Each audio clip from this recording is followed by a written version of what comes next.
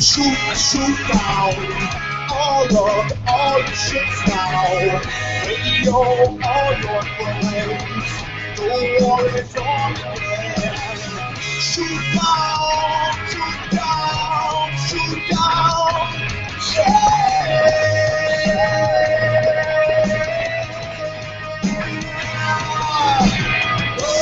melting glaciers recorded. We scattered through the time tomorrow, sat down again. We get back up just to win. Whoa, sat down again. We get back up. You'll never win.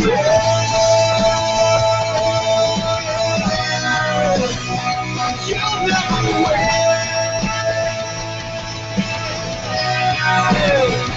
You'll never win. You'll never win.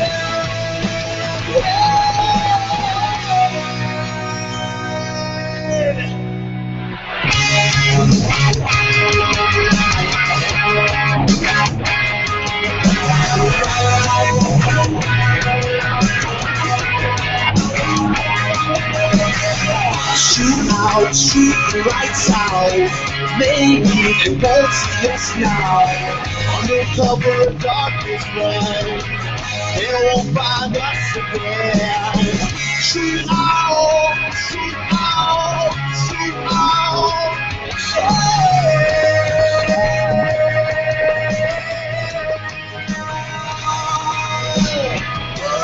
Mountain glaciers recorded. Scattering through the time like sat down again. Pick it back up just to win. Sat down again. Pick it back up. You'll never win.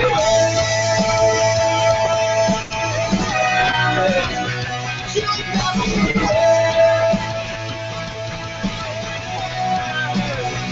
You'll never win.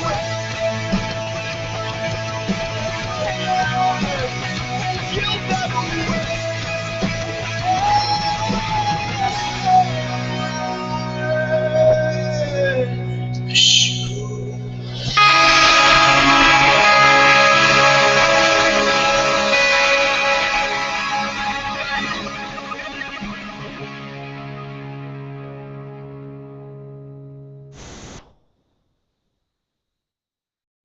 We're all pound and we're listening to allwnyradio.com.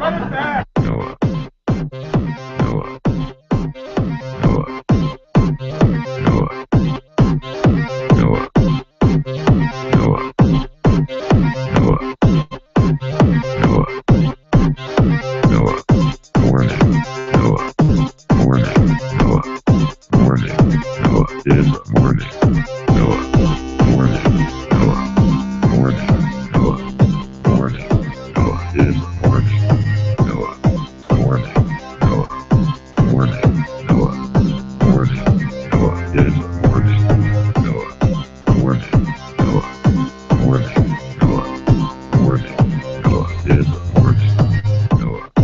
Yes, indeed.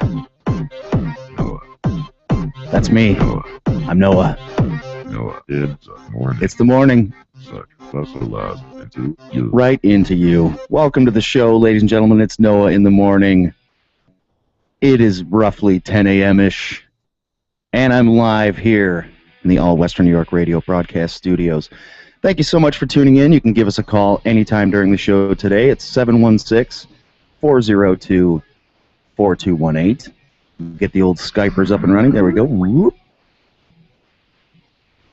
Good day to you. It's a fine Thursday here in Buffalo. I'm excited. You're excited. Everybody's excited. I want to start the show today with a little bit of a discussion about Aereo. In the news a lot these days, but I think to begin properly with Aereo, we've got to understand something about the public airwaves. If anybody's ever used the bunny ears on their TV, right? And you can watch whatever shows or whatever channels that you can pick up in your market. Seems pretty straightforward. Similar to radio, but with TV. Everybody knows how this works. Well, the airwaves technically are public airwaves. They're owned by the people. Although in recent years, the government has auctioned off some of that bandwidth and sold it to private companies and corporations. So really, how public the airwaves are is up for debate. Now along comes Aereo. What is Aereo? Aereo is a streaming video service. It costs $8 a month, subscriber-based service, and it's a new way to watch and record shows on local television stations. So what does Aereo do? It has antenna farms. Buildings full of miniature bunny ears, basically. Imagine this. Just a huge warehouse full of bunny ears somewhere. Okay, it's probably not that extensive. But they have antennas out there, and in the markets where they're located, they pick up TV signals, and then they stream them to a smartphone, to a tablet, to a computer, whatever, via the internet. You subscribe, and you can pick what you want to watch through an on-screen guide. You can record shows. You can stream them later. Right now it's available in the New York City area. It's also online in 10 other markets, including Atlanta, Boston, Dallas, Detroit, Miami. Now, if you have the service, you can watch pretty much anything that's broadcast over the public airwaves in a given area. If you're in New York City, that would include ABC, CBS, Fox, NBC, Univision, PBS, a whole assortment of various public access programming. And for some reason, it includes one cable channel, Bloomberg TV. You know, Bloomberg, he's very progressive about these kinds of things. He's like, yeah, just do it. So you wouldn't be able to watch anything on a traditional cable channel that's not delivered over the public airwaves. That's delivered by some kind of paid connection that you have. Your Time Warner cables, your Comcasts of the world. So, what's the big deal? Well, right now the Supreme Court has a case in front of it arguing the legality of Aereo. Aereo argues that this is a legal, completely legal and innovative way for consumers to watch whatever they want that's publicly available. But the broadcast networks, they're not happy about it. They say this is a business built on blatant violation of copyright law. The reasoning behind this is that Aereo undermines an important revenue stream for local stations, which is known as retransmission fees. So cable and satellite companies that carry these channels, they have to pay for the rights to retransmit the signals. Even though the signals are available for free over the public airwaves, in order for them to deliver them in their cable method, they have to pay. Aereo doesn't pay. So the question is Aereo violating copyright law because it's publicly displaying these TV shows without the permission of the copyright holders? Aereo says no. The streams do not meet the legal definition, and this is key, of public performances because each user tunes an individual antenna. Now, Time Warner has apparently sided with the broadcasters, of course, and we'll have a ruling sometime this summer. The reason I bring it up is because I think it's interesting that the public airwaves even still exist. You may remember they changed the signal to a digital signal from analog. So at some point, maybe 5 or 6 years ago, if you were still using the bunny ears on an old school TV without a digital receiver, then you had to go and get that little box, you know, the thing that changes it to a digital signal. And the government would actually give you a coupon for $40 to go out and buy one of these boxes. So if you had bunny ears and you're like, hey, I like watching TV over the airwaves, that's what I want to do, like, okay, no problem. You don't have to buy anything. We'll give you money to go and buy this. And then the signal's even better because it's now HD and digitally transmitted and everything like that. But the unfortunate reality is that this actually undermines the public airwaves. It undermines the availability of it. and really undermines the public ownership of the airwaves. Now, Aereo presents a very interesting legal question here.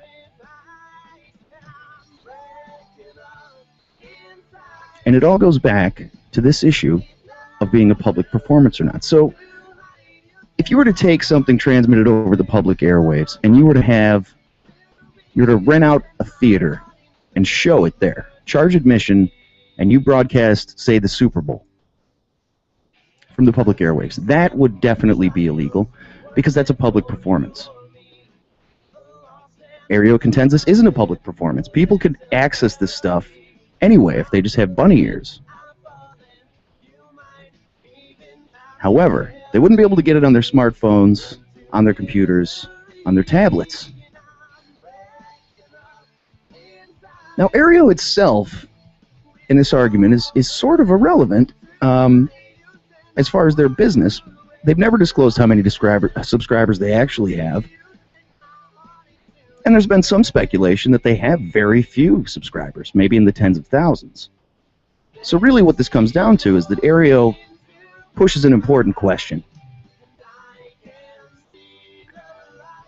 To me, I think the issue here is that Aereo is just making public airwaves more available. I agree that it's not a public performance, although the Supreme Court will certainly have the final word. I'm willing to bet right now my money is on the broadcasters. I hate to say it, and I hate to be a cynic, but this is exactly what's going to happen. The broadcasters are going to shut this down through the Supreme Court, and the public airwaves will continue to be less and less public until you can't watch public airwaves anymore, until you have to buy cable or some kind of service. I'm somebody who's gotten rid of cable, personally. It's too expensive, and the content they provide is far too available in other places. So I'm one that's gone to a streaming sort of model. Aereo would be a great complement to that. I use the bunny ears, watch shows on it from time to time. You know, they're horrible. They work terribly. You've got to adjust them and move them around and everything. Hopefully Aereo can fight the good fight here and convince the Supreme Court not to shut them down. So throw your support behind them, ladies and gentlemen. This is for all of us. Screw these corporations. They're monsters all. Monsters made of bloody teeth, gnashing, evil cave trolls. That's what they are. It's an issue that strikes close to home for me because here we are flouting the FCC, broadcasting live on the internet. And the internet's a game changer for all sorts of broadcasts. Okay, I've got to get off my soapbox now. It's 10:15. It's Noah in the morning. Thank you so much for tuning in. Also in the news today, Buffalo Bills and the rest of the NFL schedule has been released. Yes, indeedy. We're going to talk a little bit later to Thomas Loop, and we can get his thoughts on some of this, but let's go over some of the highlights here. There had been some speculation that the Bills may be traveling to Detroit for the Thanksgiving game. Detroit and Dallas, of course, always play on Thanksgiving. Did not happen. They will travel to Detroit, but it's going to be in Week 5, I believe. Oh, and this is fantastic. The Bills actually released their schedule on their official website about a half hour ahead of when the NFL released the entire schedule. And somebody in the Bills PR office has got to be just getting the axe today. They're in Russ Brandon's office right now, just wringing their hands, going, "Look, Russ, please. Please, it's been a hard time for me." Because that's 2 snafus in 2 days. Not only did they release the schedule a half hour before everybody else, the other day, they put up a story about Doug Marrone having cancer. It didn't indicate what kind of cancer. Clearly, they had meant to go back in there later and type in the kind of cancer. Instead, they put out a statement that says, "Doug Marrone has some kind of cancer, fill in cancer, and I'm here." Bills Nation immediately hits the panic button. What is going on here? Our Hall of Fame owner has passed away. The greatest player in the history of the franchise tragically has cancer. Hopefully making a full recovery, but tragically has cancer. And now the head coach has cancer? And they don't even tell us what kind of cancer? if you're a Bills fan, you immediately assume the worst. You assume that Doug Marrone probably has about 2 or 3 days to live. This is where Randy Quaid from Major League gets on board, and he just says, just burn it all down, baby. Just turn it into a parking lot, move the goddamn team to L.A., and let's get this over with. Well, it turns out Doug Marrone's cancer is actually not that bad. It was a cancerous mole. Of course, he had a little scare there, but he had it removed. Very minor procedure. No big deal. Okay, but the PR office there for the Buffalo Bills, ooh, not a fun day to be over there, I'm sure. Russ Brandon's just walking around cracking heads. What are you doing, people? Okay, so the Bills open the season at Chicago. That's a nice treat from the schedule makers, considering that Buffalo has never won there. 0-5 all-time in trips to the Windy City. Ooh. The home opener is the next week, September 14th, against AFC East rival Miami. Now, that is nice from the schedule makers. A winnable game for the home opener is always nice. God bless them. It's not the Patriots. 4 of the first 7 games are at home. And this is nice from the schedule makers, too. You know how it goes here in Buffalo. The weather starts to turn around, late August. It's snowing by the end of September. It's Arctic tundra by the time you get to Thanksgiving. So 4 of the first 7 games at home, when the weather's actually pretty decent at Ralph Wilson Stadium, which is beautiful. And mercifully, schedule makers only gave us 1 December home game. Week 15 against the Green Bay Packers. It's just so hard to sell out those games in December because, well, for one, it is freezing cold. That's not really the biggest issue, though. The biggest issue is that normally by December the Bills are completely out of postseason contention. It's been 14 years of that. So nobody wants to go and sit in the cold to freeze to watch a team that's not going anywhere. Hopefully that's not the case this year, but as recent history would indicate, it's going to be hard for the Bills to climb on out of this 14-year playoff drought.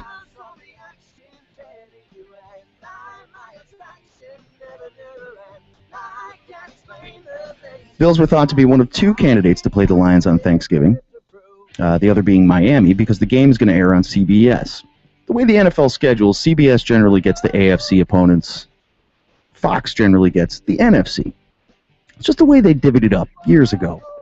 But for the first time this year, the they've thrown everything up in the air, and they said, no, we're going to cross-flex now. Either team or either conference could be on either network. Sorry, I spilled something down there. That's going to leave a mark. So now that the NFL can cross-flex, it doesn't really matter. They just want to have more favorable matchups for the TV networks. Okay, so the Lions, instead, they're going to host the Bears on Thanksgiving. And that's right. In Week 5, the Bills will go to Detroit to play. And Jim Schwartz, new defensive coordinator, to have a rematch with his old team. Note that Buffalo last played in Thanksgiving in 1994. I remember that game vividly. I was at my grandma's house.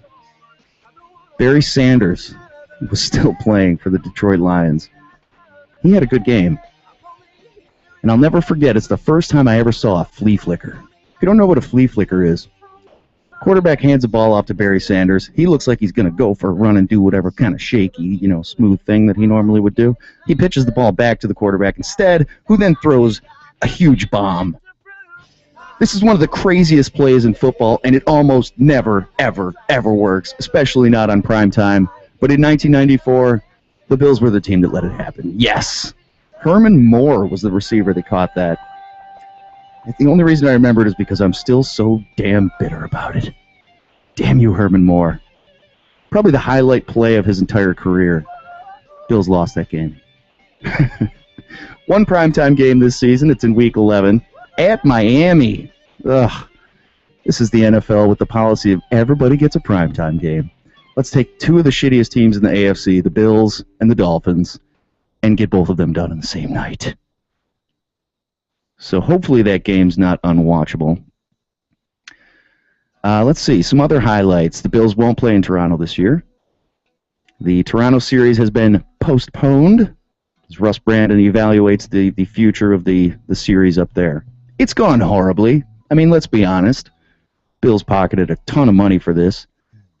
It was not a bad deal for them, but fans weren't happy about it. You know, Canadian fans in southern Ontario would rather come to Orchard Park than go to Toronto. Toronto's a horrible place for a football game. Nowhere to tailgate. The stadium's very sterile and, you know, junky. Might work for baseball, but just not for the NFL. Mike Pettin, former defensive coordinator last season, who's gone on to become the head coach of the Cleveland Browns, will visit Buffalo in Week 13. That's one to circle on the calendar. Green Bay and Minnesota will play in Buffalo for the first time since 2006. So we get to see a couple of MVPs in person this year. Aaron Rodgers, of course, and Adrian Peterson for the first time. As I said, 3 of the final 4 games, December games, are on the road. Hey, no problem there. I understand it's hard if you're trying to make a playoff push to have all those road games, but the Bills are never going to be, they're never making a playoff push in December. Just make them away games. And then the Bills are going to close out the season with New England. Hey, perfect. If you're not going to open with New England, you're going to close with New England. The NFL will continue to screw Buffalo with New England until we can figure out some way to beat them in the horrible Darth Maul and Tom Brady and his... I think they've concocted some kind of witchery. There's a spell that they've put onto the NFL and onto America. That's my theory. It's that Bill Belichick is a witch doctor. Tom Brady is his disciple. And together they concoct potions that they pour into the ears of Buffalo Bills players and coaches that make them go temporarily insane. This happens before every Bills-Patriots game. Hear me out, people. I realize this sounds crazy, but I'm not saying that he's a reptilian or something like that. I'm just saying he's a witch doctor, possibly from ancient times, most likely from ancient times. Bill Belichick, I'm speculating his age is about 600 to 700 years. He's probably about 650, 640 now. So he has a lot of experience with these magical potions. I think if we go back, we could probably trace many of the tragic events in history to Bill Belichick's witchery. And of course, he created Tom Brady in a laboratory in the 1920s using atomic science, space-age materials. All completely true and scientific fact. So the Bills close the season with New England, who they haven't beaten on the road since the year 2000. Wow. Okay, enough wallowing in the sorrows of being a Bills fan. We got some Breckenwood going on in the background. Breckenridge, also a good spot. Because that's what we do here, local music. I have to say, last night on the Noah's Ark show, we had a fantastic band in studio, Queen City Catastrophe. And they were good enough to play a set here in studio. So go to allwesternnewyorkradio.com and you can listen back to the podcast. You can also go to our Facebook page, facebook.com/allwnYradio, and watch all the videos. A huge thanks to Think So Joe, my intrepid co-host of the Ark, for taking all this video. He was standing up on a chair. He was trying to position himself over on the bed over here. He was kicking tambourines and bongos and things. He made it happen. He's a gentleman and a scholar. Did a great job. So you've got to go on and check out some of these videos. Very talented band. Did an amazing job here in studio. And on top of that, left us with a fantastic EP, Queen City Catastrophe. Let's check out a couple tunes from them. We're going to start it off with All Fall Down. It's Noah in the Morning, 1026.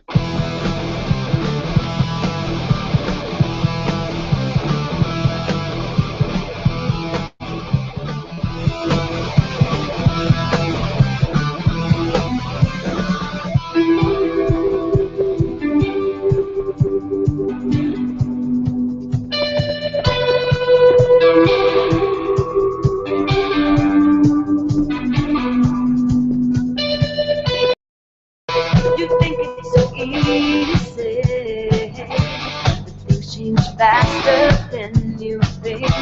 You think like a simple when you just wait and watch us things fall apart, bringing me down, my mind falling to ashes. We all fall down.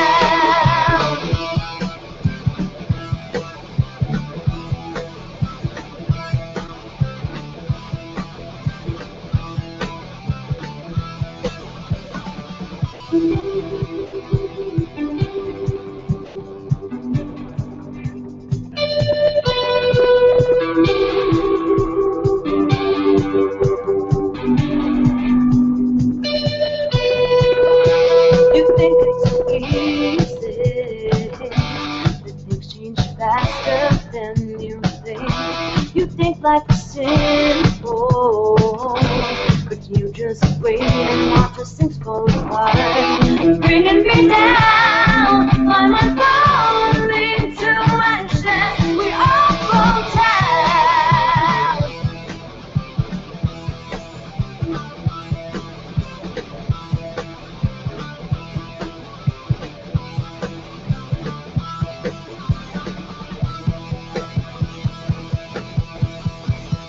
Just let go. My hand is hot like the bird of your hands. Open your eyes, step on every man. Clawing and scratching my way through the seams, breaking free of your path to dreams. Learn the glory in love and the beauty of pain. Once you see, you have no more to gain.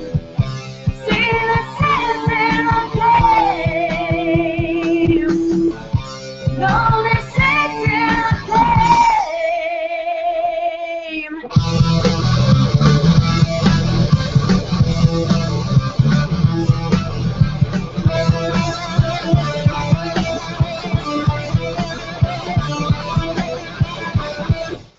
Hi, I'm Aaron AA Rag Anson from Dark Guy 65, and you're listening to allwesternnewyorkradio.com.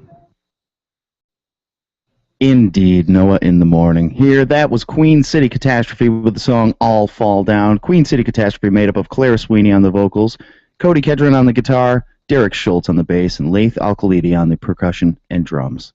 Fantastic stuff from those guys, and you can find out more at facebook.com/Queen City Catastrophe. Dig it. Crazy things happening in Western New York today. There's a story in the Buffalo News about a Barker man who was swindled out of nearly $600,000, okay, from a business associate and someone he had basically termed as like his best friend for a long time, which is very sad. Well, the man, Matthew Pollock, has since departed this earth, and now his estate... Whoa! That'll wake you up. His estate has gone ahead and purchased, at auction, property that the swindler owned. It's an attempt to kind of get some restitution. Apparently, the perpetrator, Kenneth C. Heitzenreiter, had been ordered to sell this property after also being ordered to make court-ordered restitution payments of $1,300 a month. $1,300. It's going to take a long time to pay back $600,000 at $1,300 a month. And apparently he did try to sell the property. It's assessed at $207,000, so he put it on the market for $400,000. Yeah, that'll do it. That's like 2/3 of what I got to pay back. Well, that was found to be unreasonable, so a sheriff's auction was ordered. Now, who shows up at the auction?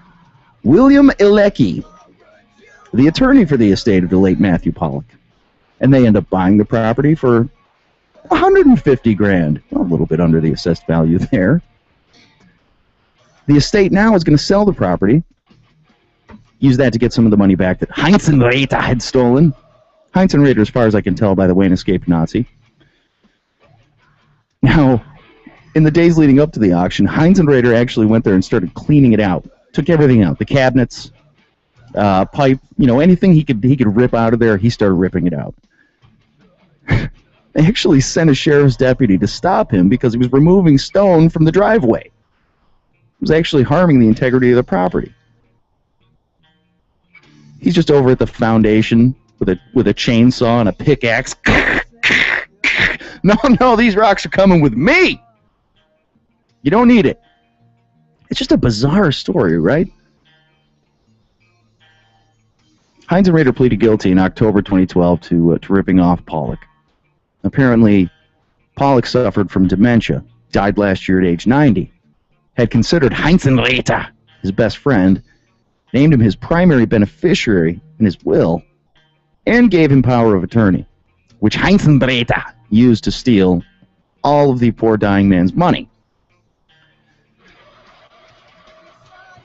At this point, I think we need to consult a legal expert on this story. Let's get Mr. Jean Ben on the phone. Besides being a fantastic composer, owner of all things shameless, he's also a legal expert.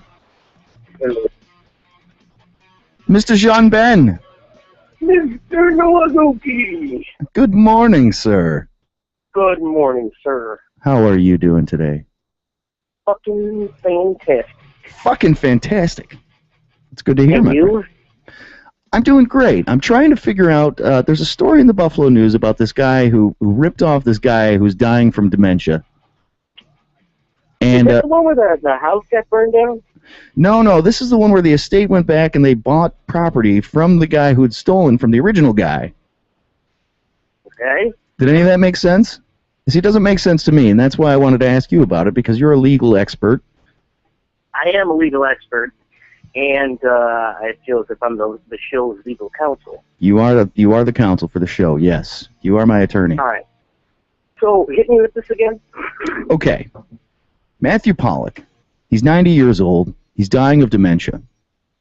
He authorizes his best friend, a man named Kenneth C. Heinzenreiter, an escaped Nazi, from what I could tell. He names him his primary beneficiary in his will and also gives him power of attorney. So Heinzenreiter, of course, he turns around and he steals all of Pollock's money. $600,000 he steals. Okay, Pollock then dies of dementia last year at 90 years old. Now the estate went back and purchased at auction property that Heinzenreiter had owned. Presumably, he bought the property with money that he'd stolen from Pollock. Right, so the estate now went back, bought the property for $150,000, below market value. Heinzenreiter, meanwhile, is at the property, ripping all the copper pipes out and doing everything he can to steal as much as possible. How old is this guy? He's his best friend? Is he also 90? I don't know. Heinzenreiter. He's a mystery wrapped in an enigma. Yeah. Okay, here's what I gathered from this so far. One, you can't trust the Germans. You just can't. Right. You give them a little bit of power, and they go and invade Poland. You know? Essentially, yeah. The guy's name was Pollock, too, so maybe there's a connection there. Maybe. He's gone and invaded Pollock. This guy gave fucking Heinenschafter, whatever his name is, a little bit of power in his will. Right. Gives him just a little bit, and the guy goes and rips off his whole estate. And it's classic German activity. That's classic German. That's right. They call that the German reach around, I believe. The old German reach around, or the double switch. Double switch. Ooh, that can get painful. Are you okay? So, that's the first thing. Okay. Don't trust the Germans. Right. I married one. She doesn't know where anything in this house is. Because you don't trust her. You don't tell her where things are. No, I don't trust her at all. I don't tell her where she's got to ask where the napkins are. And what do you tell her? I tell her I'll get you one. Let me go get one for you. Let me go grab one. Because you don't know. You don't know what she's going to do with that napkin. So she can't know the source of them. Right, I get it. Second of all, I don't think that this guy had dementia. I think it's all the Germans lie spinning and propaganda, the propaganda machine of the Germans. Right, which is robust. I think he convinced everybody that this guy had dementia, convinced even himself that he had dementia, then forced him to give him power, and then he stole all his money. Yikes. It's a cold, calculating thing. And I don't want to say anything, one way or the other, but who knows? Maybe Pollock's in cahoots with him. Maybe he's not really dead. Interesting. So you're saying that maybe Pollock has faked his own death as part of this German propaganda war machine blitzkrieg that's happening? Well, either that or he had to fake his own death to get away from the German propaganda blitzkrieg machine. Ah. Let me ask you this. He's in witness protection. Let me ask you this right now.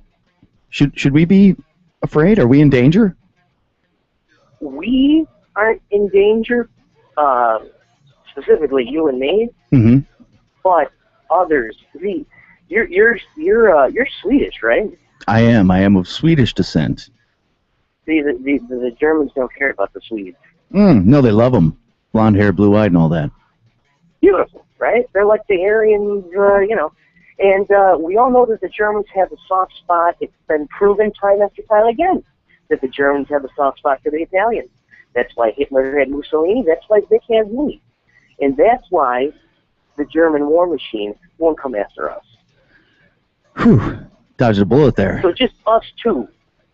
Our families, our friends, the rest of the band, they're fucked.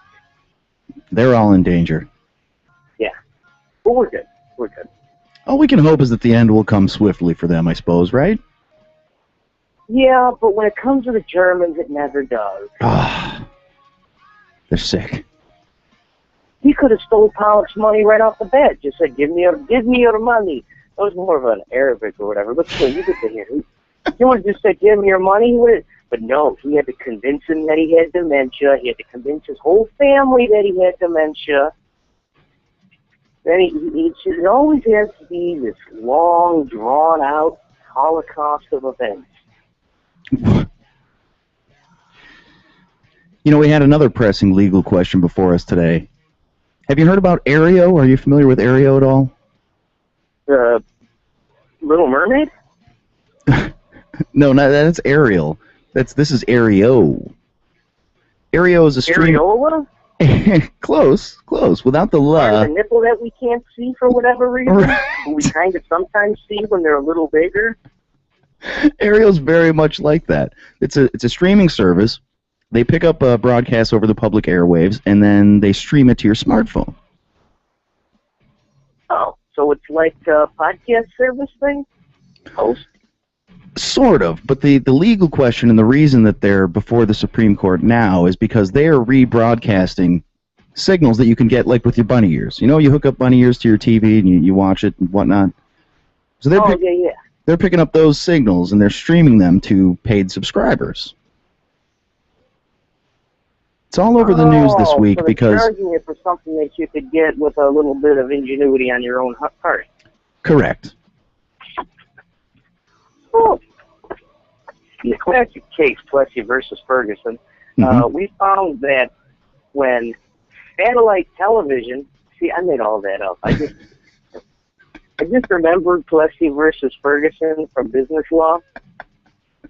If you refer back to the precedent set by Brown versus Board of Education, clearly this is out of bounds. You know what? Personally, what was Plessy? If people want to subscribe to something that they could get on their own, maybe it's just a matter of convenience on the subscriber's part, right? They don't want to go get bunny ears and put bunny ears on their fucking wall-mounted flat screen. That's what Aereo is arguing, yes, that it's just enabling them to watch the same thing they could watch at home, just to, in a more convenient way. Take it on the go. Now, are those services, though, like, are they paying any sort of, what's it called, fucking royalties to, like, will they have to pay royalties to, like, NBC and CBS and stuff because they're So broadcast. that's exactly why the broadcast networks are pissed off. If a cable company carries NBC, they have to pay NBC a retransmission fee. Okay, Aereo's not paying any retransmission fees to any of these. They're just taking the publicly available broadcasts and they're rebroadcasting them to these devices. Essentially, on a global scale, they're just inviting people over to their house to watch pay-per-view with their cheater box. That's right. That's right. But where is the line where that becomes a public performance? If it is a public performance, then the cable companies are right. The broadcasters are right, and they'll win. If it's not a public performance, if it's just an individual consuming the content, then Aereo has a good case.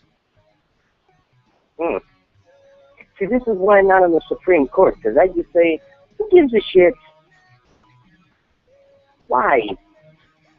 You really, I would say, you idiots, why are you broadcasting stuff? Nobody watches NBC anymore. It's stupid. That's what I would say. That's a good argument. I think Who are you going to watch? The fucking Tonight Show? The Seth Meyers or whatever his name is? Yeah, I don't know what's happening on with that these days. Late night TV's just gone completely wackadoo. You know, I never watched, I watched Jay Leno in two segments in my life. One, when I thought that the, what's it called, there's one skit, headlines, you know, with the newspapers. Right. In the wacky postings or whatever. I thought that was funny, so I watched that. I also then watched, did you know Jay Leno? I should be talking to Joe about this, because Jay Leno fought in a wrestling match with Diamond Dallas Page, and I think he fought like Dennis Rodman or some shit, and Karl Malone. Really? I believe. Mm-hmm. And that was the other time that I was into Jay Leno. Other than that, you know, it's just bad fucking comedy. Yeah. It's bad comedy for the elderly that can't sleep.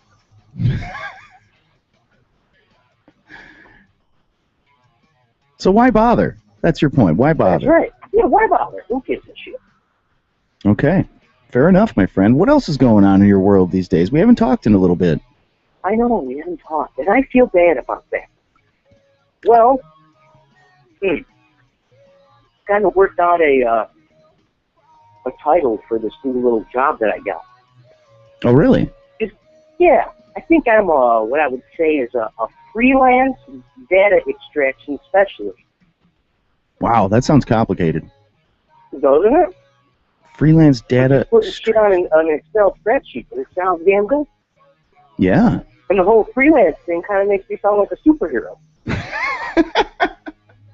Freelance Johnny! Faster than a speeding train. Man. Slower than a speeding train. If you need data extracted and don't want to worry about contracts, call Freelance Extraction Man.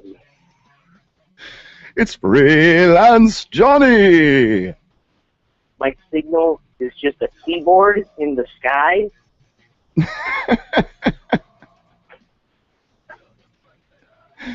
My costume is just like a zipped down hoodie and some big frame glasses and maybe like a carpal tunnel glove.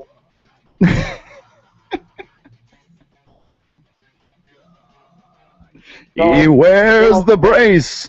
There'll be no workers' comp claims at your company with Freelance Johnny.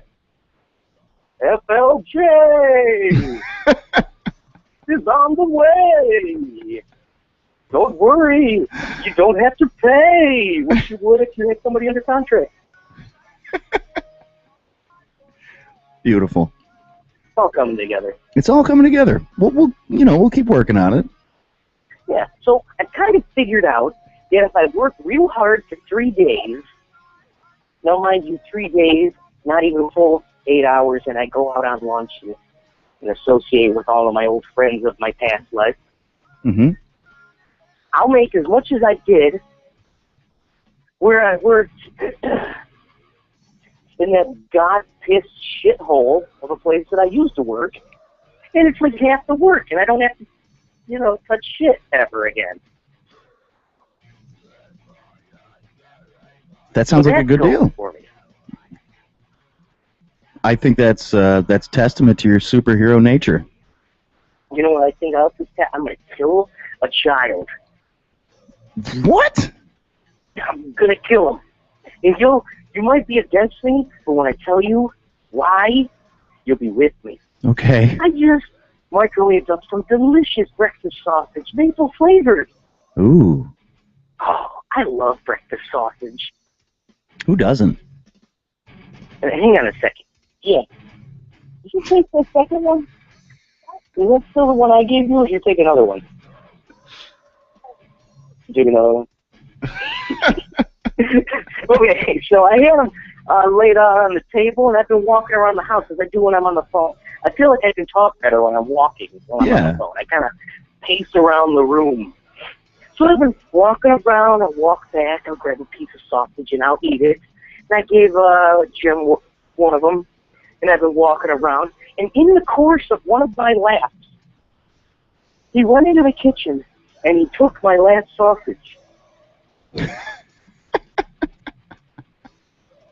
Certainly grounds to end him. Grounds for termination. I go to court, and I'm like, buddy took my last sausage. They're like, Your Honor. Not guilty. Cleared. Like, vindicated. Cleared, and give this man some sausage.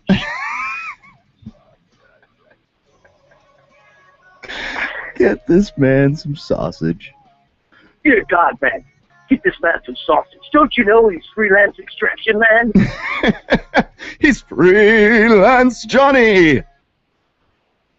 He's like, so I have these documents that need to be transcribed into Excel. Can you please help me? I'll give you extra sausages. I'll give you Panian sausage. Tons of sausage. Is breakfast sausage not amazing, though? It's incredible, isn't it? Even though you can microwave it, sometimes I like to take the extra step to give it its just dues and cook it up in a little pan with some water like they tell you to. Oh, look at you, gourmet. Either that. Boy, could you imagine breakfast sausage wrapped in bacon? Mind blown. I tell you, what is it about bacon? Yeah, but... No, you ate the last of it, buddy. I would ate the last of it, but then you ate the last of it. Yeah, you did. Just be happy you're still walking around, little man. No, we're in a sausageless economy right now. Right. Well, we can buy some more.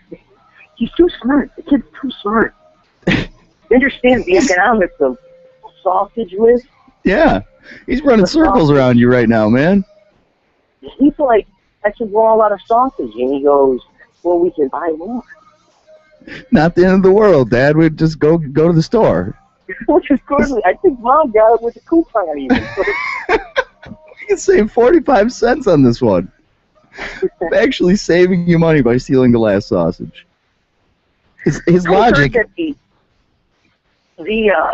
endorphin response that eating bacon gives you is the same endorphin response that I think cocaine or heroin gives you. What? Well, that explains it, doesn't it? Look it up. Look it up. Look it up on the line. Look, you want me to use the Googles? Use the Google. The power of... Ask Jeeves, How about if you will. Ask Jeeves, you remember that? Ah, here we go. Bacon affects the brain the same way as cocaine. Cocaine. Wow, here we go. Bacon affects the brain the same way as cocaine and heroin, overloading pleasure centers in the brain and requiring increasing amounts to be satisfied. So you build up a tolerance to bacon.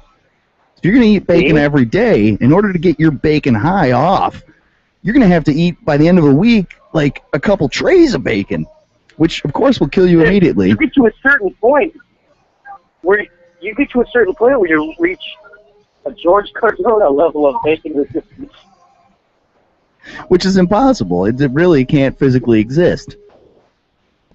It's much easier to overdose on bacon than on cocaine or heroin, too. So that's important to know. Basically, the song could have been bacon.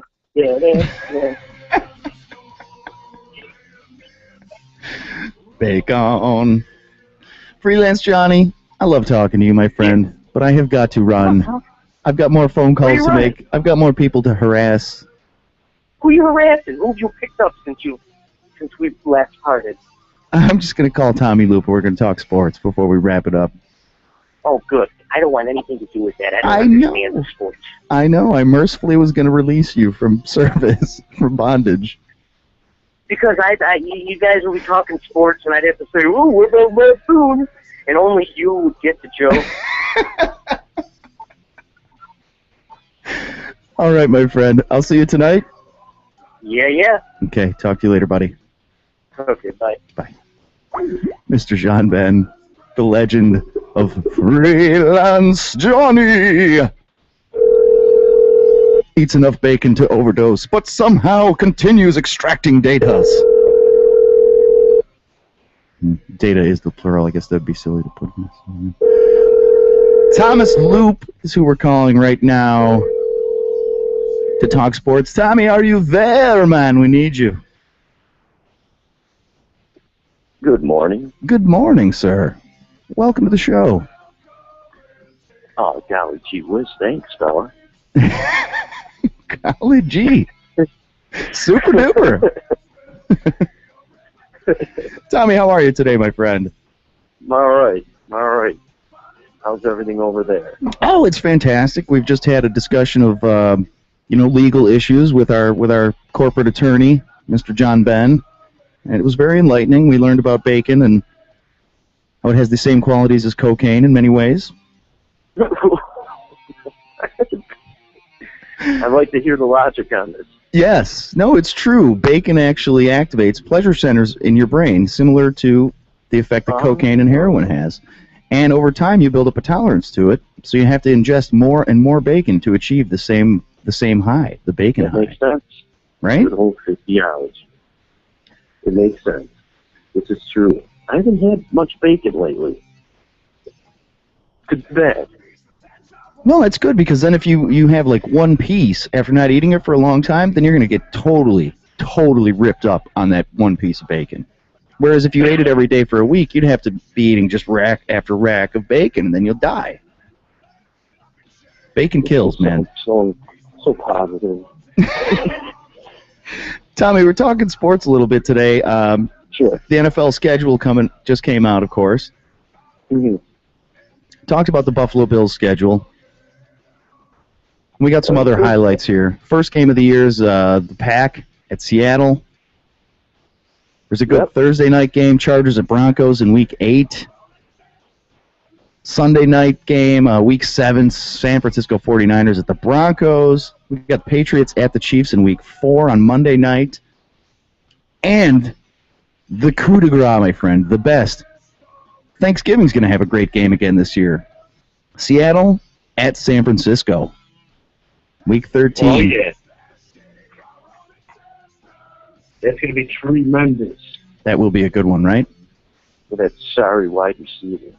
It seems like the NFL is sort of, they're getting better at this. They're getting better at this scheduling. Now that they've introduced the flex scheduling along with the cross-flex concept that's now happening, seems like they can get the cross-flex. They can just get more and more quality games. You know, of course, for the Bills, it doesn't really matter because they're only going to play on primetime once, and it's just because they have to. They're in rotation. Bodes well for the rest of the NFL, though. This is true. What do you think about the Bills this year, the schedule? What do you think? Well, let's see. I think it's good that they have a lot of home games at the beginning of the season.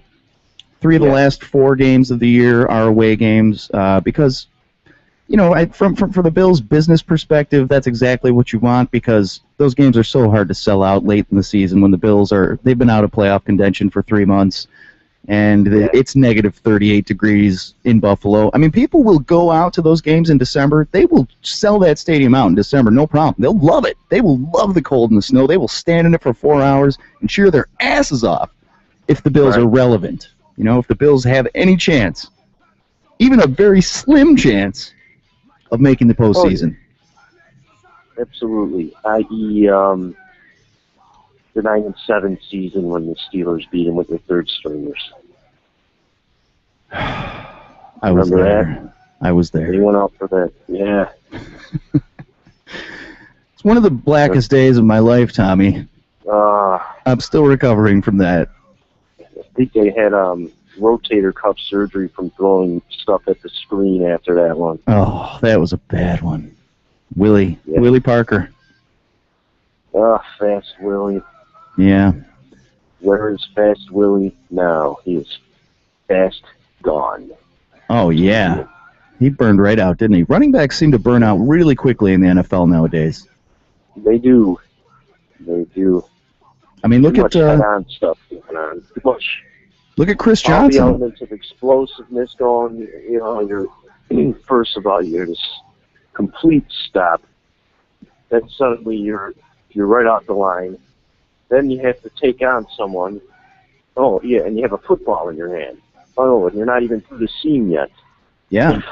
I mean, you've got everything. You got, and you're tackled, you're smashed around. I mean, that's got to wear on you. And it seems, and Chris Johnson is the perfect example, the more explosive that these guys are, the quicker they burn out. The quicker they lose a step, they lose that explosive burst, and then they get traded to the Jets. And then you go to the black hole. There's been some talk about the Jacobs family potentially getting involved with the Buffalo Bills. Mm-hmm. Of course, they own the Delaware North Company. And let me tell you something. We've talked a bit, Tommy, about the Bills' need to build a new stadium in order to stay in Western New York. I don't know if you've seen downtown, the new Delaware North headquarters is starting to be constructed. It's going to be a pretty cool building, and they made this thing happen, overnight. They took down the entire structure of an entire city block in downtown Buffalo in the matter of like a couple days, and are already well into construction on the new Delaware North building. I'm saying these Jacobs folks, they know how to get shit done. These are the kind of people that we need to be putting shovel to earth, building a new stadium here, right? Right. The question is the answer. Who's going to get in the way of them? Well, they have a lot of problems. I mean, one, of course, being the Boston Bruins. The family owns the Boston Bruins. They can't own an NFL franchise in in a different city as long as they own the Boston Bruins. And they have absolutely no interest in selling the Boston Bruins. Jacobs is on the League of Governors. It's a very important part of their business. So they have no interest in leaving the NHL. Right. Yeah, the thing I was getting at is who is going to get in the way of them of building that new facility they're making right now? Nobody's going to get in their way. Right. They probably covered all their bases, and that's their silent middle finger to the politicians. Like, you're not getting our damn money, and that's what's going on. And that's why I can't stand 21 people being on a board. Yeah. I mean, have you heard anything since? No, you haven't. The only news you hear from the stadium group is that they continue to add more members. Yeah, add more members. Yeah, I'm part of this fictitious stadium that's going to be built for. Yeah, that's great. Great to get your name out there. When are you running for office? Oh, 2 months. I get it now. Right. Maybe this is crazy, but what if the Jacobs family built a stadium and leased it to the owner of the Bills? That would be cool. Makes sense. Logically. I mean, there's no reason they couldn't be involved with that, right? I guess getting involved with the ownership is probably unlikely, but maybe they could be the ones that really power through this process of getting a new stadium built somewhere in Western New York. Yeah, I just wonder. Yeah, it sounds like it's unprecedented, but it sounds like it could be done.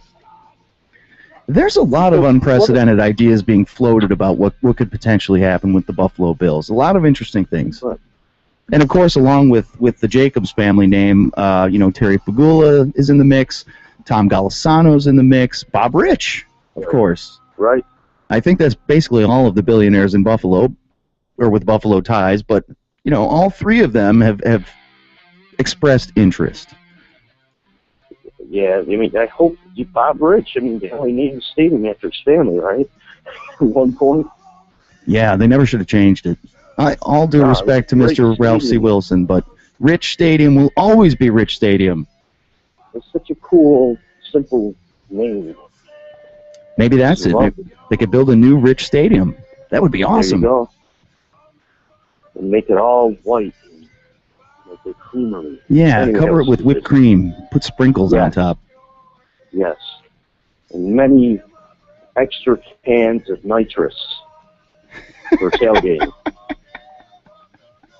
Free whippets for everyone! Let them eat cake.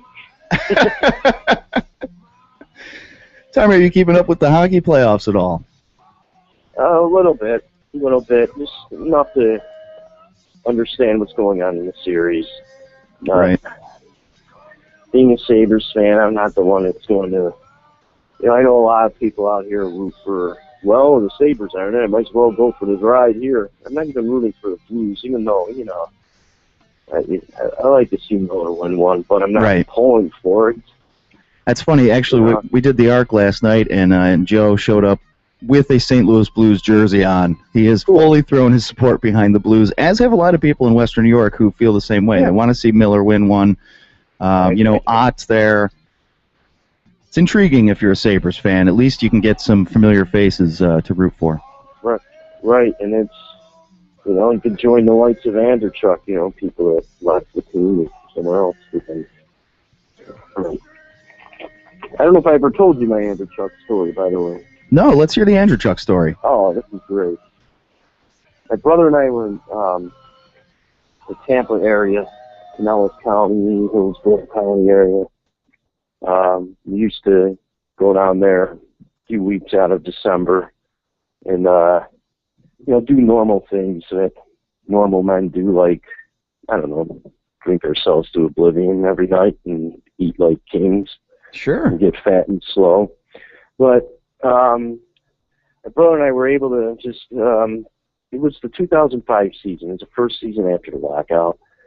The game had changed. You were like, wow, this looks really cool. Like all this scoring, the skills are up. And we just decided it was a good idea to go down there with a couple of other friends and our sister to just scalp tickets because the place had sold out at the St. Pete Times Forum.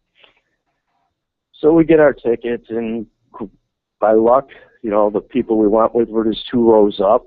We were just a couple of rows down, and Sabres won that night, and we go across the street at Anderchuk's, and, we all, my brother's trash talking before the game, and he said, "There's no ice in Tampa," or something like that. And I said, "Yeah, here's my Stanley Cup, everybody," is my plastic cups. Of souvenir cups of Tampa Bay Lightning cups, so it goes to like 8 or 9. And we head over to Anderchuk's afterward, and we're just hanging out, and all of a sudden in walks Martin St. Louis, Vinny LeCavalier, and then Dave Anderchuk. And this is ridiculous. Wow. Like, had this been Buffalo, there would be flocks of people just going, "Hey, what's that? Wow!" So I guess they're guessing they kind of like their obscurity out there. So the next thing I know, we're drinking. We're all drinking together, and my brother proceeds to buy Dave Anderchuk a Jaeger bomb. Ah! And Dave gladly downs it. That's awesome. And we're just all, the guy, he's monstrous and tall. He's a big dude. Nice guy, too. And we're just all this talking nothing about hockey, and we get up the next morning. Yes, we did wake up in the morning. We get up the next morning to read that was Dave Anderchuk's final game as an NHL player. Wow.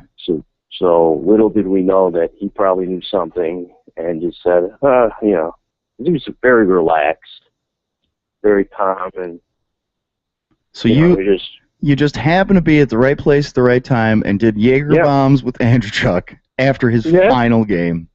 After his final game. That's we didn't incredible. know what was going on. So, it made sense that all those teammates were there. Right.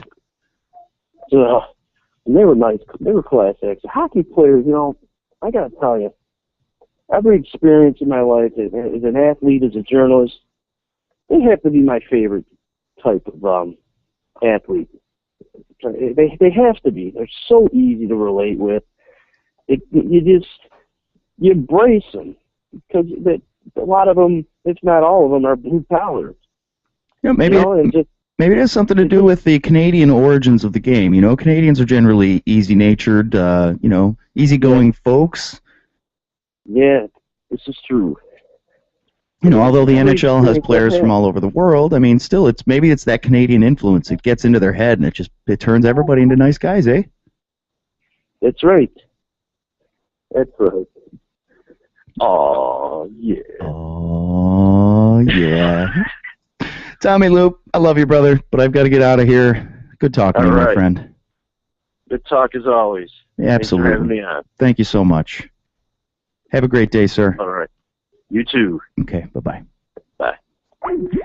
Tommy Loop, John Ben, thank you both so much for joining the show. We've gone overtime, so it is time to run.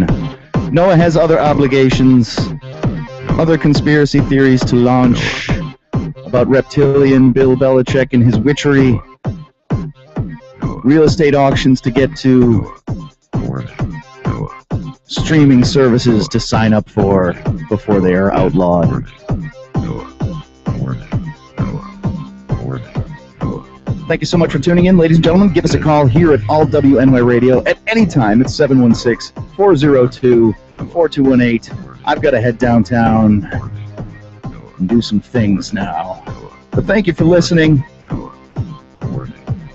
This is going to be it for this week, but I will see you next week, my good peoples. Until then, good luck.